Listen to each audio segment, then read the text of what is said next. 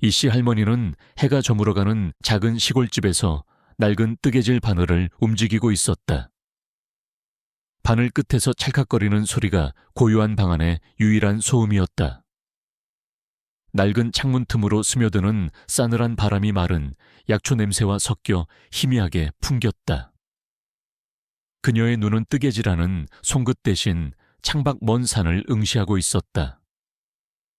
10년 전 군에 간 손주 민준이 소식도 없이 사라진 이후 할머니의 세상은 색을 잃고 흑백 사진처럼 정지된 듯했다. 식탁 위에는 조용히 홀로 차려진 저녁상이 놓여 있었다. 밥그릇 안의 쌀알이 유난히 희게 빛났지만 할머니는 젓가락을 들 힘조차 없는 듯 가만히 앉아 있었다. 가끔은 중얼거리듯 혼잣말을 하기도 했다.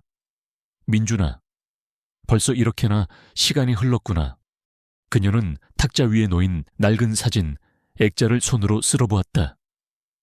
앳된 얼굴의 민준이 활짝 웃고 있는 사진이었다. 그 웃음은 할머니의 잊혀진 기억 속에서만 생생하게 살아있었다. 뚝, 뚝. 벽에 걸린 낡은 시계추가 느릿하게 움직이며 시간의 흐름을 알렸다. 그 소리는 할머니의 고독을 더욱 깊게 만들 뿐이었다. 그녀는 더 이상 배고픔도 느끼지 못하는 듯했다. 그저 익숙한 침묵 속에서 자신만의 시간을 보내고 있었다. 마치 세상의 모든 소음이 그녀에게서 멀리 떨어져 나간 것처럼. 바깥에서는 매미 소리가 여름의 끝자락을 붙잡고 있었지만 할머니에게는 그마저도 아득하게 들렸다. 그러던 어느 날 저녁, 할머니는 아침부터 끓여둔 죽을 식히고 있었다. 그릇을 들고 마루로 나가려던 순간 문 밖에서 희미한 낑낑 소리가 들려왔다. 할머니는 익숙한 소리에 고개를 돌렸다. 털이 다 빠지고 뼈만 앙상하게 남은 늙은 유기견 한 마리가 마당 구석에서 웅크리고 있었다. 동네 사람들은 불쌍한 개라며 먹을 것을 던져주곤 했지만 할머니는 달랐다. 그녀는 아무 말 없이 따뜻한 죽 한 숟가락을 떠서 작은 그릇에 담았다. 그리고는 조심스럽게 마당으로 나가 개 앞에 놓아주었다. 개는 조심스럽게 냄새를 맡더니 허겁지겁 죽을 먹기 시작했다. 할머니는 그 옆에 쭈그리고 앉아 말없이 개의 머리를 쓰다듬어 주었다. 거칠고 푸석한 털 사이로 따스한 온기가 느껴졌다. 많이 배고팠지 맛있게 먹으렴. 그녀의 목소리는 작고 나지막했지만 그 안에는 어떤 깊은 연민과 사랑이 담겨 있었다. 비록 자신도 넉넉지 않은 살림이었지만 그녀는 언제나 자신보다 약한 존재를 외면하지 않았다. 그 순간만큼은 할머니의 얼굴에 잔잔한 미소가 번졌다. 마치 민준이가 살아있었을 때처럼 따스한 온기가 그녀를 감싸는 듯했다. 그것은 그녀가 세상을 살아가는 방식이자 그녀의 마지막 남은 품위를 지키는 작은 행동이었다. 할머니의 오른쪽 팔뚝 안쪽에는 어렸을 때 불에 대어 생긴 작은 흉터가 있었다. 마치 타오르는 불꽃 모양 같기도 하고 번개 모양 같기도 했다. 할머니는 늘 긴 소매 옷을 입어 그 흉터를 감추곤 했다. 가족들조차 그 흉터의 존재를 아는 이는 거의 없었다. 그녀에게는 그 흉터가 남모르는 비밀이자 때로는 설명할 수 없는 감각의 통로였다. 간혹 잠자리에 들 때면 할머니는 이상하고 생생한 꿈을 꾸곤 했다. 꿈속에서 그녀는 낯선 풍경을 마주하거나 기이한 소리에 둘러싸이기도 했다. 특히 좋지 않은 일이 생길 징조가 보이면 평소 아무렇지도 않던 그 흉터가 욱신거리며 아파오곤 했다. 때로는 찌릿한 전기가 흐르는 듯한 통증이 느껴지기도 했다. 몇 년 전 이웃집에 큰 불이 나기 며칠 전에도 할머니의 흉터는 며칠 밤낮으로 타는 듯 아파왔다. 그녀는 이웃에게 조심하라고 일러주었지만 사람들은 그저 할머니가 늙어서 몸이 좋지 않다고만 생각했다. 그런 일들이 반복되면서 할머니는 자신의 직감이 남들과는 다르다는 것을 어렴풋이 깨달았다. 그녀의 가족들, 특히 아들 내외와 딸은 할머니를 깊이 존경하고 사랑했지만 가끔 할머니가 뜬금없이 던지는 말이나 알 수 없는 불안감을 호소할 때면 연세 드시더니 이상해지셨다며 대수롭지 않게 넘기곤 했다. 그들은 할머니의 지혜는 믿었지만 그녀의 육감은 그저 노화의 한 증상으로 치부했다. 그러나 할머니는 알았다. 자신의 몸이 보내는 신호들이 결코 우연이 아니라는 것을, 그것은 그녀가 사랑하는 이들을 지키기 위해 주어진 어쩌면 특별한 감각인지도 몰랐다. 민준이가 군에 가기 전에도 할머니의 흉터는 유난히 아팠던 적이 있었다. 그때 할머니는 민준에게 조심하라고 신신당부했지만 젊은 민준은 그저 할머니의 잔소리로만 들었을 뿐이었다. 그리고 얼마 지나지 않아 민준의 소식은 끊겼다. 그 기억은 할머니의 가슴 한구석에 깊은 후회로 남아있었다.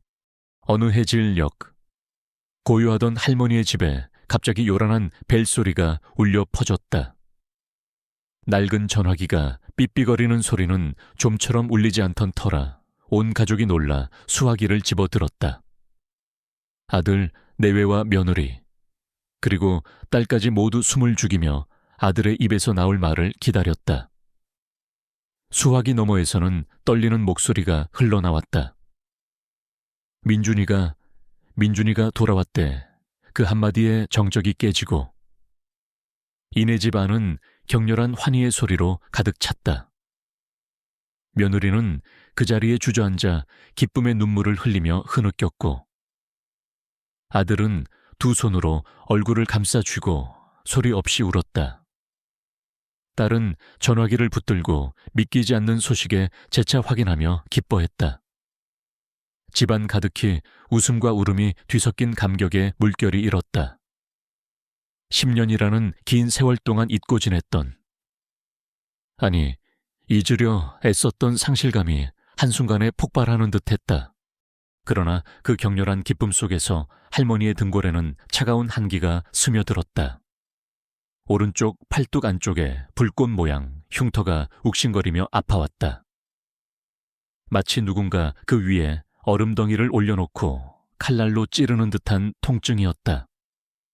할머니는 저도 모르게 왼손으로 흉터를 움켜쥐었다. 가슴속에서는 알 수 없는 불안감이 솟아올랐다. 이토록 기쁜 소식에 왜 이런 불길한 예감이 드는 걸까? 할머니는 혼란스러웠다. 온 가족이 기쁨에 겨워 서로를 얼싸안고 눈물을 흘리는 동안 할머니는 그저 멀찍이 서서 그 광경을 지켜볼 뿐이었다. 그녀의 얼굴에는 기쁨 대신 복잡한 감정의 그림자가 드리워져 있었다. 며칠 후 마침내 민준이라는 남자가 현관문을 열고 들어섰다. 그는 가족들 앞에서 밝게 웃으며 서 있었다. 모두가 일제히 민준아 하고 외치며 달려나가 그를 얼싸안았다. 며느리는 아들의 품에 안겨 서럽게 울었고 아들은 아들의 어깨를 두드리며 굵은 눈물을 흘렸다. 딸도 연신 민준의 얼굴을 쓸어보며 믿을 수 없다는 듯 감격해 했다. 할머니는 그들을 뚫어져라 바라보았다. 멀리서 봐도 한눈에 들어오는 건장한 체격, 우직해 보이는 얼굴은 분명 민준과 닮아 있었다. 할머니는 조심스럽게 한 발짝 한 발짝 다가갔다. 가까이 갈수록 심장이 불안하게 쿵쾅거렸다. 마침내 민준의 앞에 선 할머니는 그의 눈을 똑바로 응시했다. 밝게 웃고 있는 그의 눈동자 속에는 낯선 이질감이 감돌고 있었다.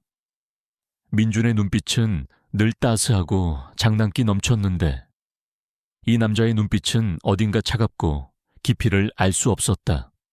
할머니의 직감이 강력하게 경고했다. 아니다. 내 손주가 아니야. 그 순간 흉터의 통증이 더욱 강렬해졌다. 마치 그녀의 몸이 격렬하게 거부 반응을 일으키는 듯했다. 할머니는 떨리는 손으로 그의 얼굴을 어루만지려 했지만 왠지 모를 서늘함에 손을 거두었다. 두려움이 밀려왔다. 이것이 과연 민준을 다시 만난 기쁨일까? 아니면 이 알 수 없는 존재에 대한 본능적인 거부감일까? 할머니는 혼란에 휩싸였다. 10년 만에 돌아온 손주를 마주한 기쁨과 동시에 밀려오는 깊은 불신이 그녀의 마음속에서 격렬하게 충돌했다. 그녀는 그 자리에서 발이 떨어지지 않았다. 가족들은 할머니의 미묘한 반응을 눈치채지 못했다. 그들은 민준이 돌아온 것에만 집중했다. 민준은 능숙하게 가족들의 환호에 응답하며 10년간의 군 생활 이야기를 풀어놓았다.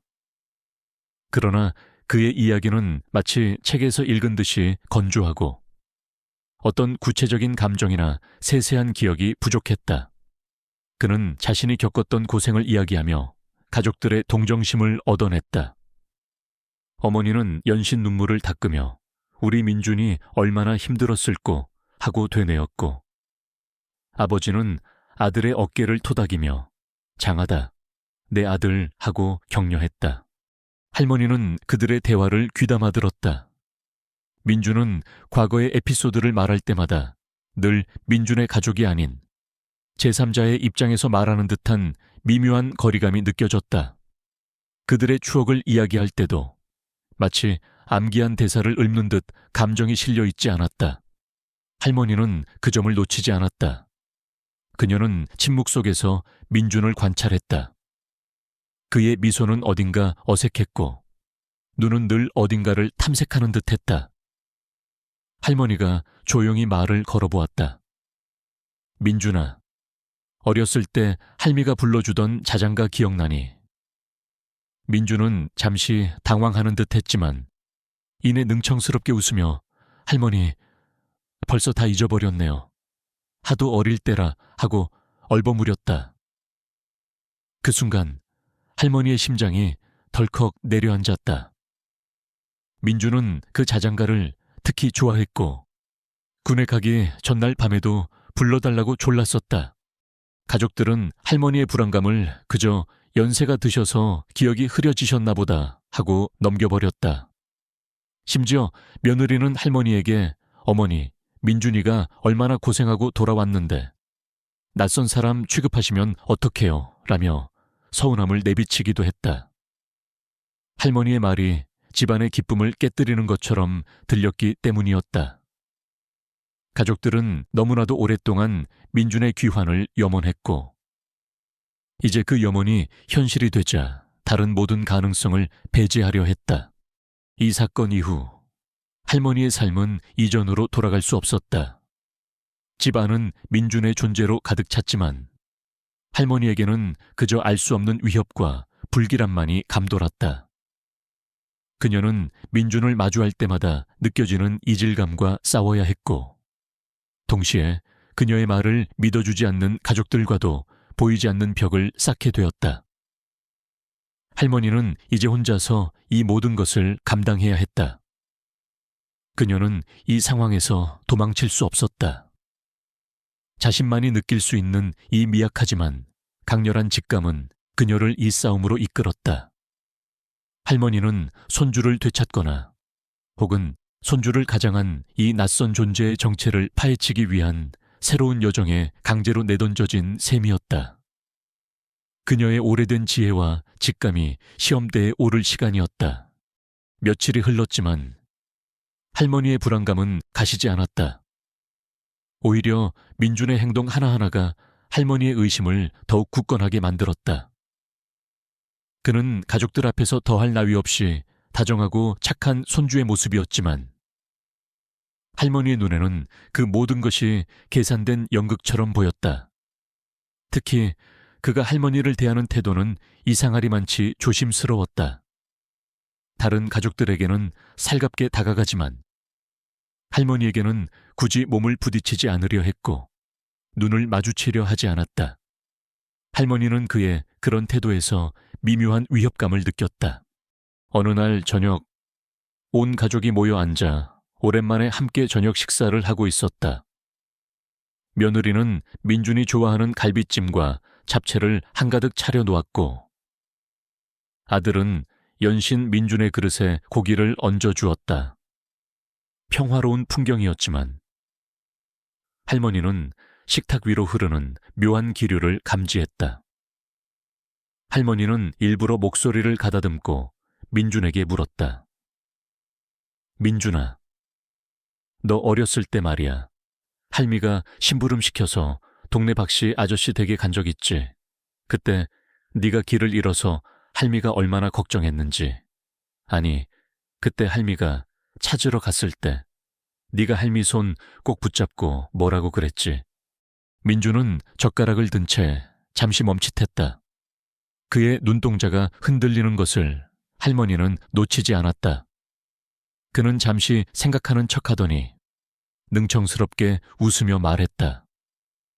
할머니, 제가 어렸을 때 워낙 말썽꾸러기라서 길을 잃은 적이 한두 번이 아닌데요, 뭘. 아마 할머니, 죄송해요 라고 했겠죠. 그의 대답은 너무나도 일반적이었다. 할머니는 알고 있었다. 그때 민주는 무서움에 떨면서도 할머니를 보자마자 할머니, 무서웠어요. 하지만 할머니가 올 줄 알았어요 라고 말했었다.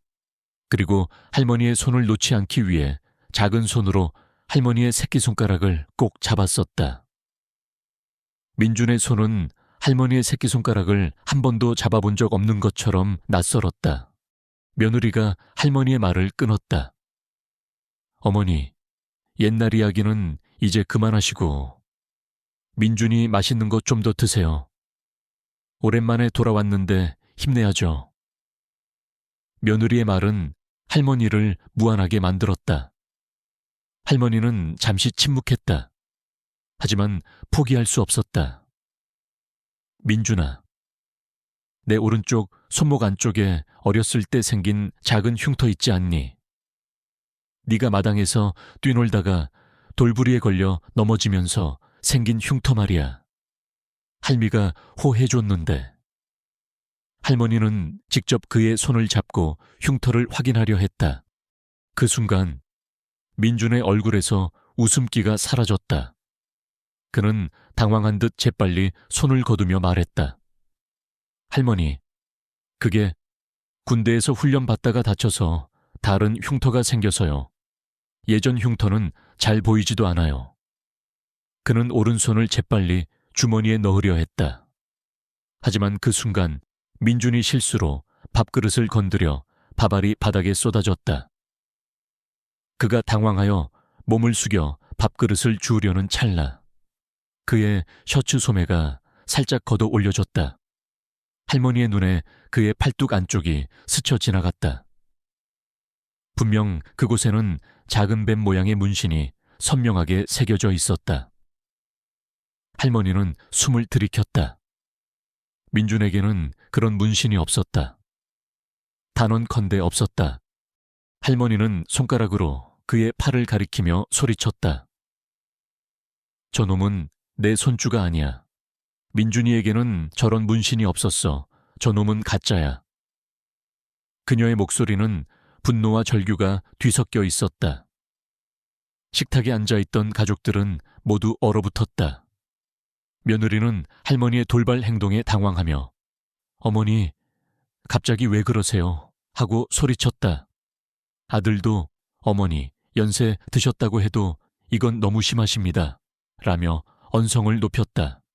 그 순간 민주는 당황한 기색을 감추지 못하고 얼굴이 하얗게 질렸다.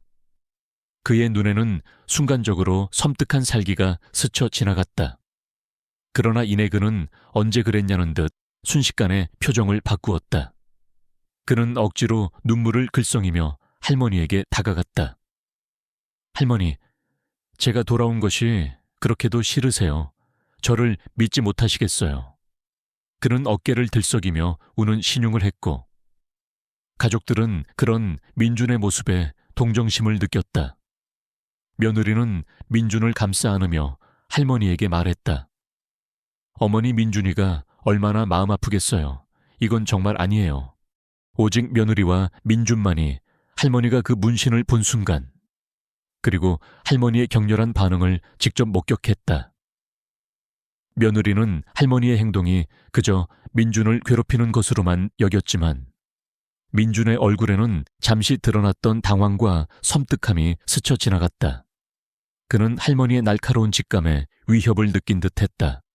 이 사건 이후 민준은 더욱 교묘하게 할머니를 고립시키기 시작했다.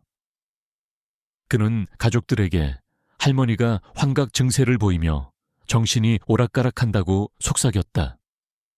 할머니를 위해 병원에 모시는 게 좋을 것 같다는 말까지 꺼내 가족들의 마음을 흔들었다.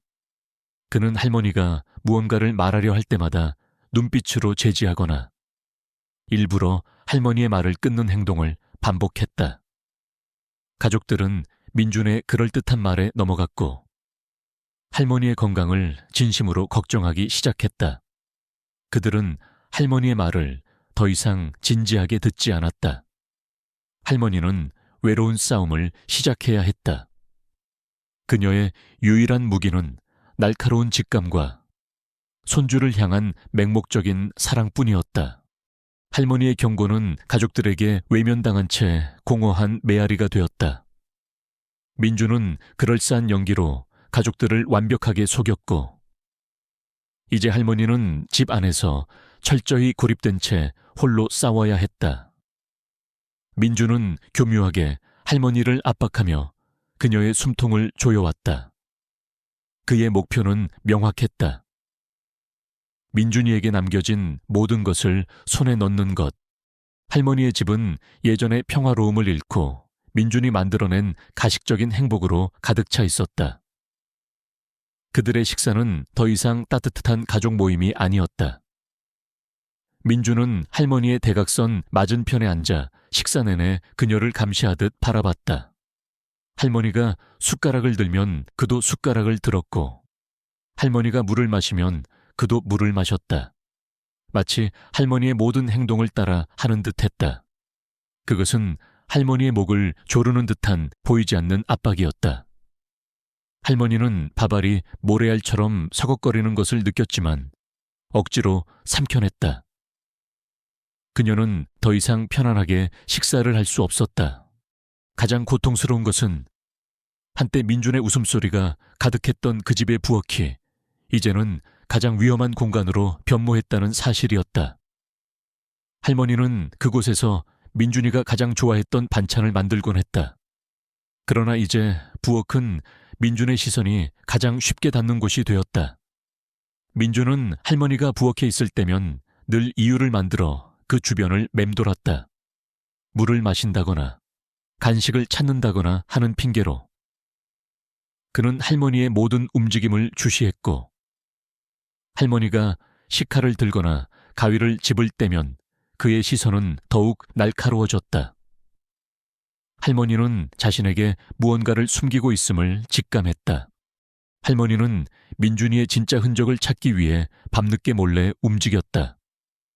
민준의 방은 예전에 민준이가 쓰던 방이었지만 그 안에 모든 것이 낯설게 느껴졌다.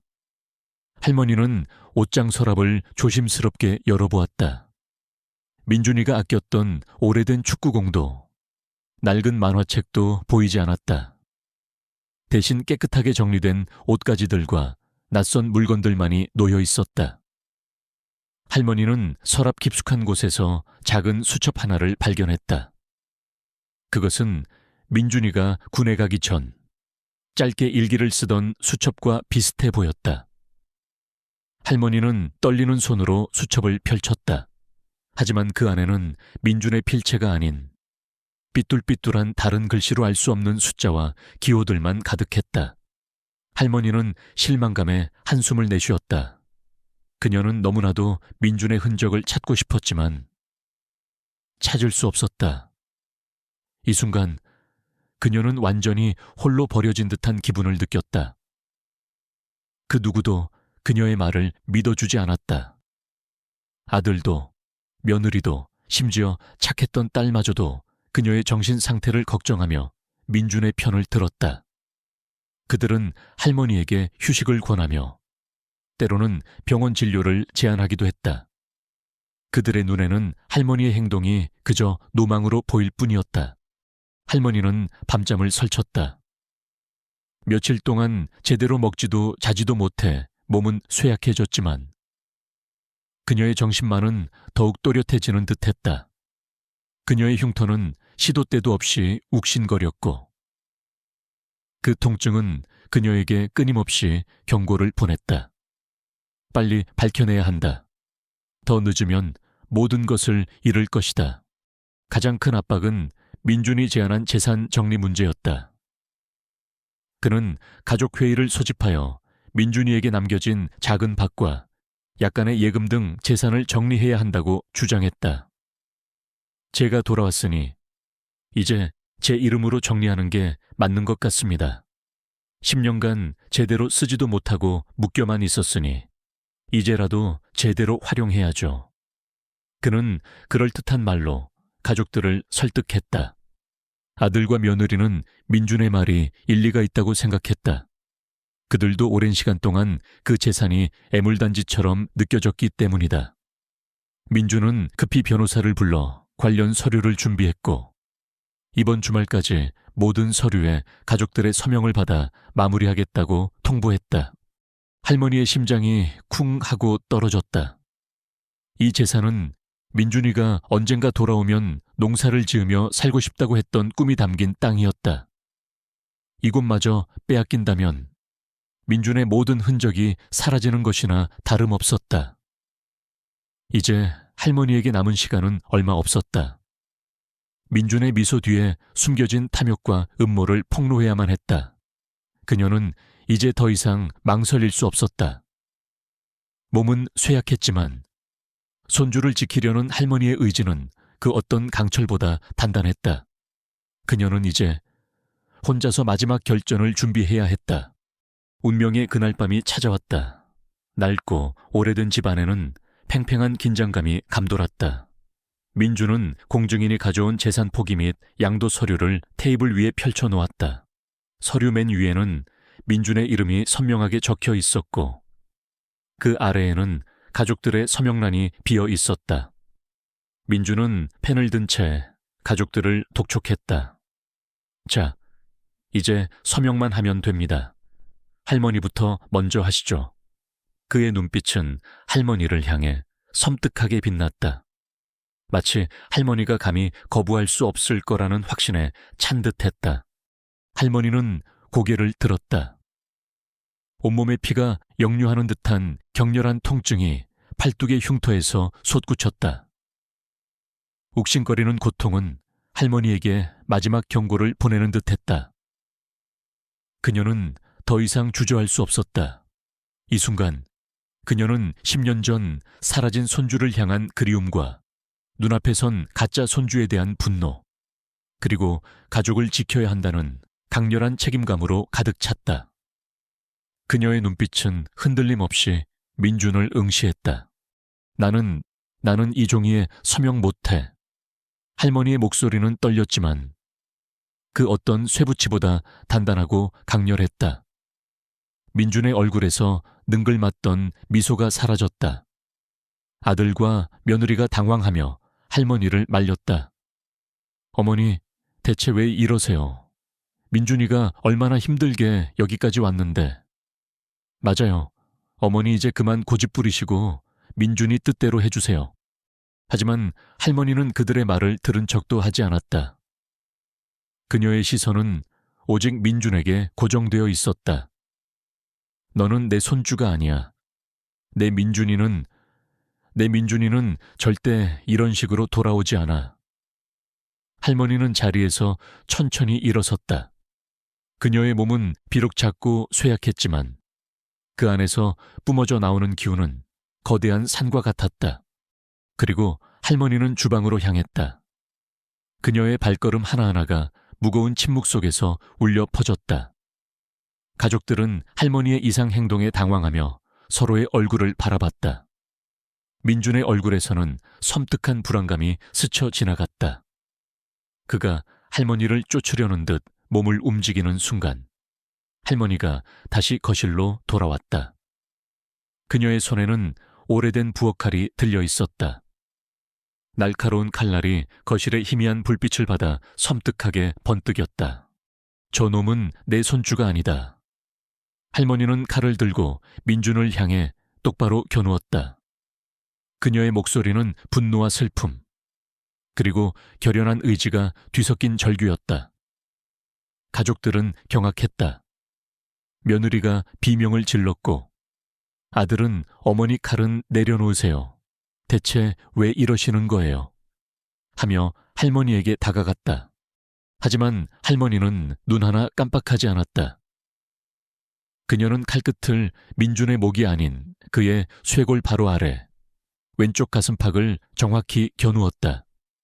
그곳은 진짜 민준에게 어렸을 때 크게 넘어져서 생긴 작은 흉터가 있는 자리였다.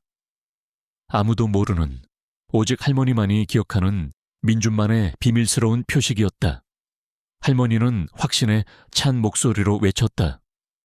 네가 감히 내 손줄을 사칭해. 내 민준이는 여기, 이 자리에 태어날 때부터 작게 점이 있었어.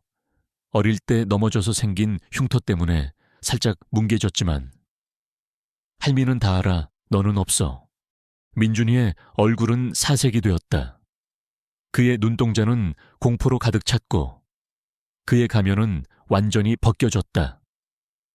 그는 할머니의 말에 움찔하더니 다급하게 자신의 쇄골 부위를 감추려 했다. 그의 행동은 그 자체로 모든 것을 증명하는 듯했다.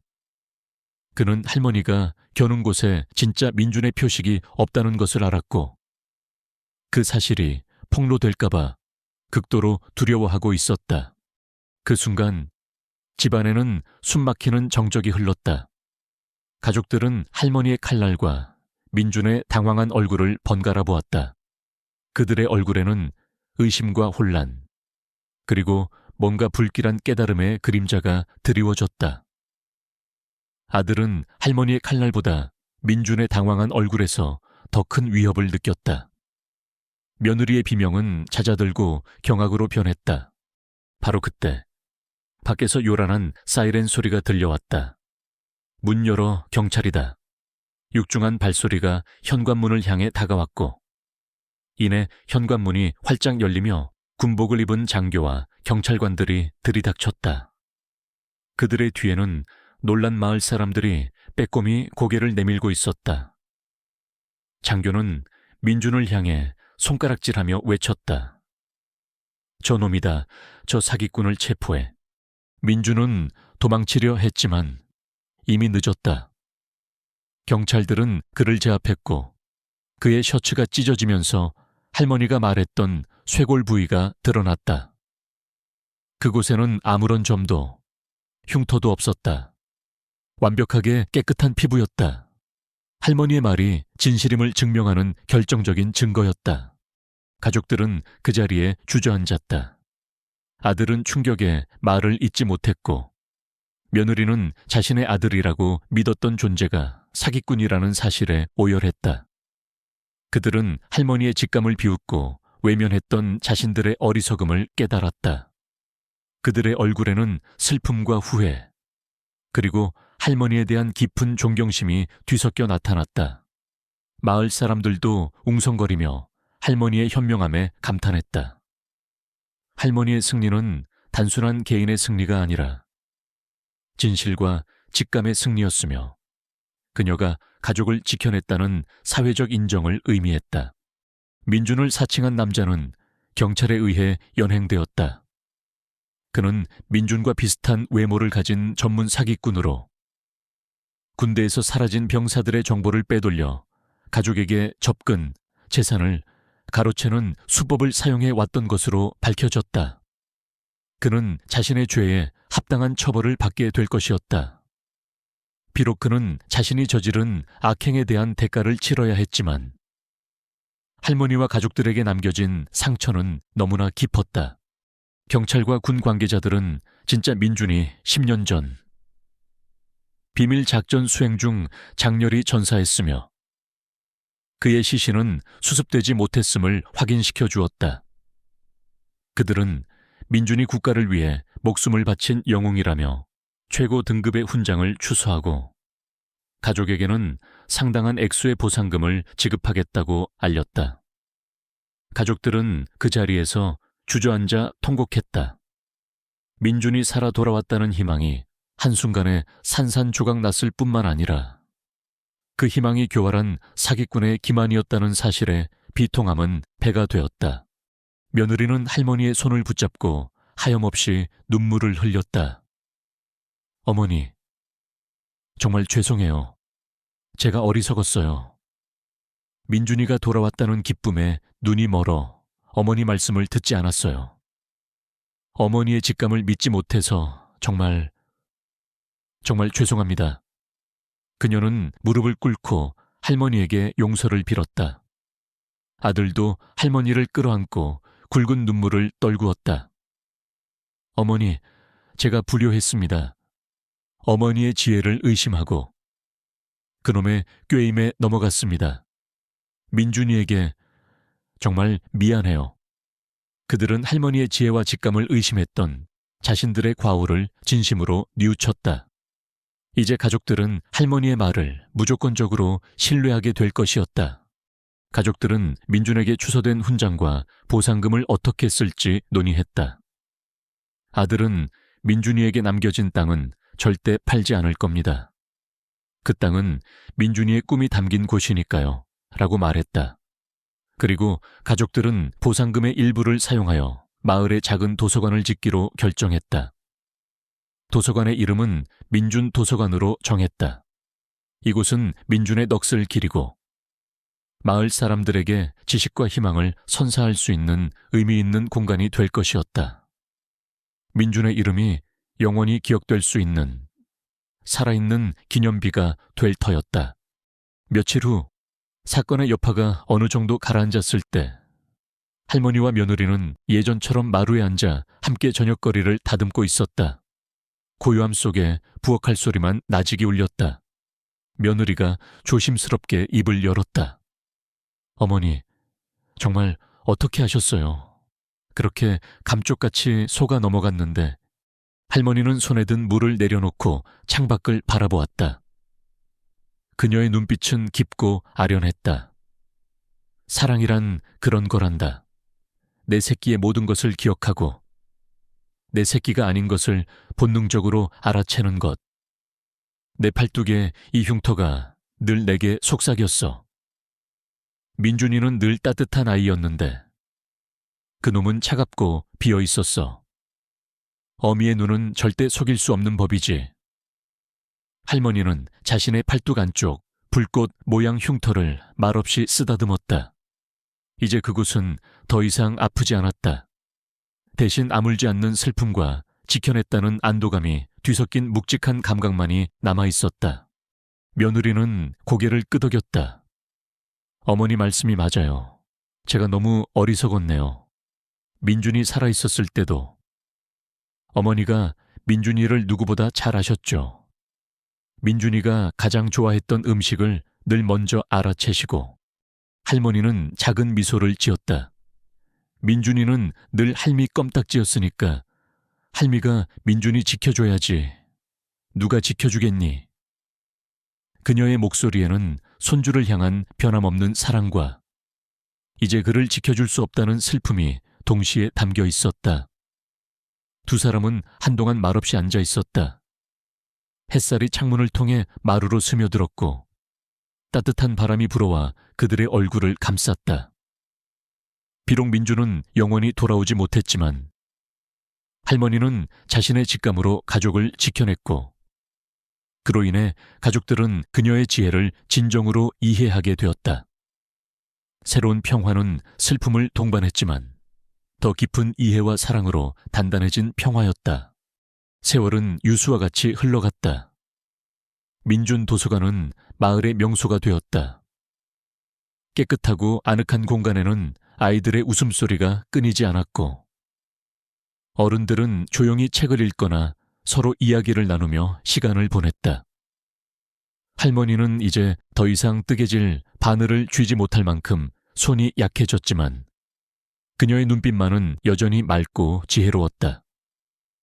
팔뚝의 불꽃 모양 흉터는 이제 욱신거리지 않았다. 그것은 그녀의 몸에 새겨진 상처이기보다 어두운 진실 속에서 가족을 구원해낸 용기와 직감의 상징이 되었다. 마을 사람들은 할머니를 현자라고 불렀다. 그들은 중요한 일이 생길 때마다 할머니를 찾아와 조언을 구했고, 할머니는 따뜻한 미소와 함께 진심 어린 위로와 지혜를 건네주었다. 할머니는 대부분의 시간을 민준 도서관에서 보냈다. 햇살이 잘 드는 창가에 앉아 어린아이들을 무릎에 앉히고 책을 읽어주곤 했다. 그녀는 아이들에게 모험 이야기나 예시 이야기를 들려주기도 했지만 때로는 용기와 진실의 중요성, 그리고 사랑하는 이들을 지키는 법에 대한 이야기를 들려주었다. 그녀의 목소리는 나지막했지만 그 속에는 오랜 세월의 경험과 깊은 사랑이 담겨 있었다. 아이들은 할머니의 이야기에 귀를 기울였고, 할머니의 지혜는 그렇게 다음 세대로 이어졌다. 할머니는 한 달에 한 번씩 아들 내외와 함께 민준의 묘를 찾았다. 민준의 묘비에는 조국을 위해 희생한 영웅이라는 글귀가 새겨져 있었다. 할머니는 묘비 앞에 작은 흰 국화를 놓으며 조용히 속삭였다. 민준아, 할미가 왔다. 우리 민준이 잘 지내고 있지? 그녀는 마치 민준이 그곳에 살아있는 것처럼 모든 이야기를 털어놓았다. 도서관에서 아이들이 얼마나 밝게 웃는지, 마을에 어떤 좋은 일들이 생겼는지, 그리고 가족들이 이제 얼마나 서로를 아끼고 의지하는지. 그 시간만큼은 할머니에게 민준은 여전히 살아있는 손주였다. 그녀는 민준의 기억과 정신을 지키는 최후의 파수꾼이었다. 늦은 오후, 도서관 마당에는 아이들이 뛰어놀고 있었다. 그들의 해맑은 웃음소리가 바람을 타고 할머니에게까지 전해졌다. 할머니는 창가에 앉아 따뜻한 차를 마시고 있었다.